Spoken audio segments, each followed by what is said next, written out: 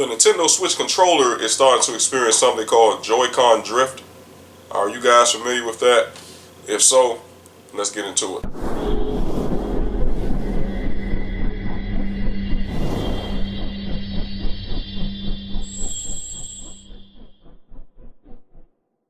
What's up, guys? Welcome back to the DC show. This is T. McNeil.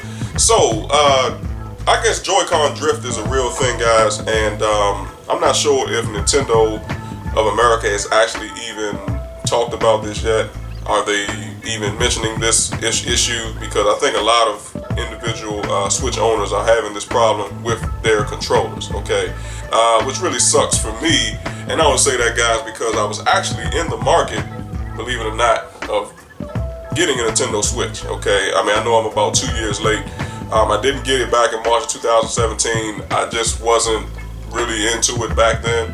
But there is a couple of titles that I definitely would like to play on the Switch. I definitely want to play that new Mario Odyssey because that's pretty much like the new Mario 64 that you guys remember from 1996 back in the day.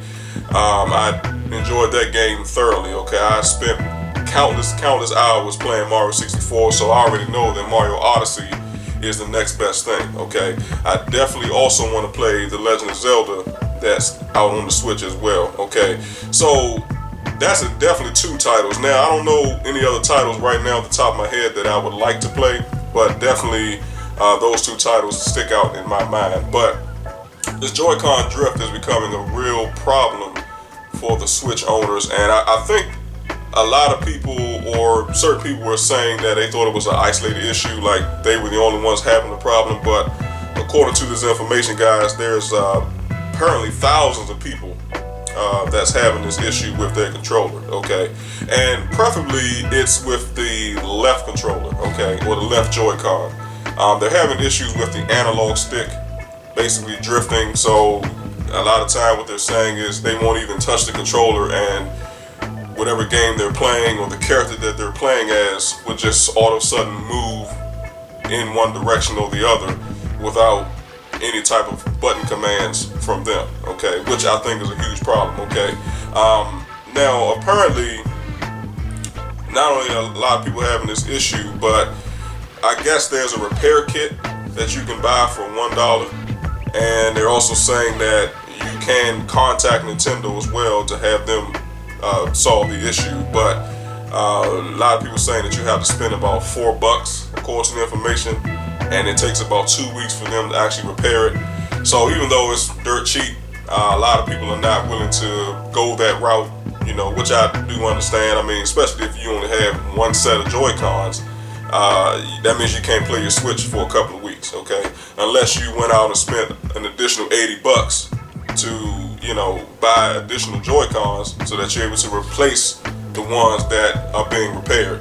But then again, if you do that, what if the new set is having that problem, okay? So I'm not sure exactly, guys, if Nintendo, like I said, is actually trying to work on this, if they've actually came out to try to rectify the problem. I'm really not certain about that, okay? But I've been seeing a lot of information about this. I've been seeing a lot of people having problems.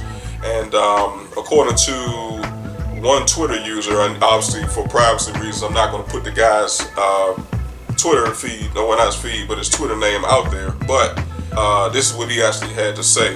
At Nintendo America, excuse me, guys, I've owned the Switch for 4 months and am experiencing Joy-Con Drift already. This is highly unacceptable and unprofessional. Your support told me to pay $4 shipping to have you guys fix your faulty controllers. No thanks. Okay, so apparently, guys, it's $4 shipping. All right. I don't know how I feel about that, guys. I mean, if I was in that situation, I would definitely be upset about it, you know, especially for an analog stick. You know, if you think about it, guys, the Xbox One controllers, the PlayStation 4 controllers, you know, which I currently own a PS4. I've owned an Xbox One before, and countless other consoles pretty much throughout the years. I've never had any issues with analog sticks, okay? And we're talking about extensive use of these analog sticks, guys.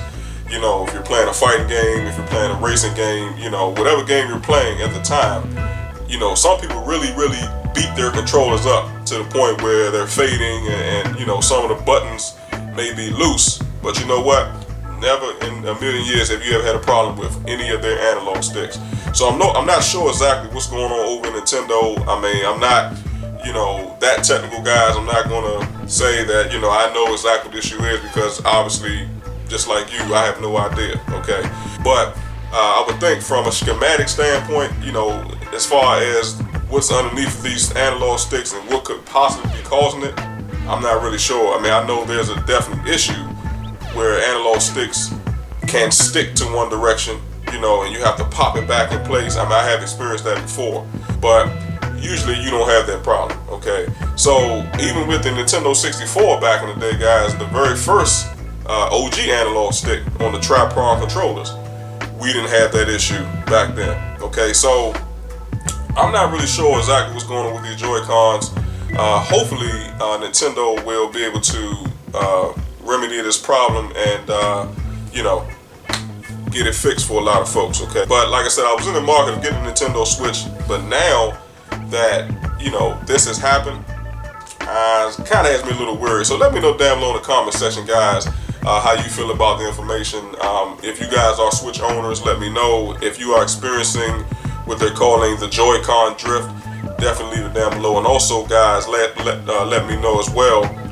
Do you think I should still get a Nintendo Switch? Could it be one of those situations where it's to each his own? Possibly could it happen to me? Or, like just take a chance on it? Or do you guys say don't do it, just hold off until Nintendo actually fixes the problem, okay? So let me know that information down below in the comment section. But this information, guys, is according to what is this? Kotaku.com. Okay, guys. About to screw the words up. Kotaku.com is where the information is. So if you want to read it for yourself, you guys can do it. All right. But any other comments, questions, guys, let me know. And these little Joy-Cons are definitely more expensive, guys, than I thought they were. They're going for about $80 a pop for one set. So that's pretty expensive, and it's more expensive than I'll say this, is probably right up there with a Pro controller for the Xbox One. So I think that's about $79.99. But it's definitely more than a standard PS4 controller, and a standard Xbox One controller is coming in at $59.99. Okay, for these little Joy-Cons. And also, guys, give you guys a heads up. There's going to be another set of colors that's going to be coming out from Nintendo for these Joy-Con controllers. Okay, guys. So I'll see if I can do some content on that and reveal those new colors to you as well. But Nintendo's still, dishing these controllers out. But like I said, they're still having issues with these analog sticks. So at the end of the day, I have to kind of decide for myself and say, if I spend this $300 for this system, am I going to be the one to have this issue as well? Okay, but that remains to be seen. All right. Also, guys, make sure that you like and share this content. I would definitely appreciate that. Also, if you enjoy the content, make sure that you smack the hell out of the subscribe button. And finally, do not forget to tap the bell symbol. That way you receive notifications when the DC Show puts up new, or in some cases, updated content. So I appreciate you guys watching and listening and tuning in. Until the next time, have a good one.